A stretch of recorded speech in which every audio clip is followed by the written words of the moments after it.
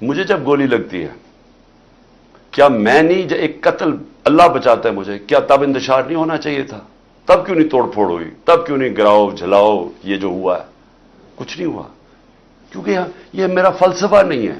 میں یہ سمجھتا ہوں کہ اگر آپ اپنی پارٹی کو اس طرف لگا دیتے ہیں، اگر پارٹی ایک دفعہ پارٹی کو خون لگ جاتا ہے، جس طرح ہم جب کراچی میں پارٹی بنانے لگے تو انہوں نے کہا جی یہاں تو اگر آپ نے پارٹی بنانی ہے تو آپ کو ملیٹنٹ ونگ بنانا پڑے گا، کیونکہ ایم کیو ایم کے پاس ملیٹنٹ ونگ ہے، باقی بھی جماعتیں ان کے سامنے، سب کے پاس انہوں نے مسلح لوگوں کو رکھا ہوا ہے، آپ بھی رکھیں۔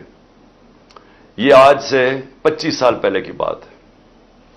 میں نے تب ان کو سمجھایا کہ جس وقت آپ اپنی پارٹی میں مسلح لوگوں کو رکھتے ہیں اس وقت آپ کی پارٹی کی ساری فطرت ہی بدل جاتی ہے۔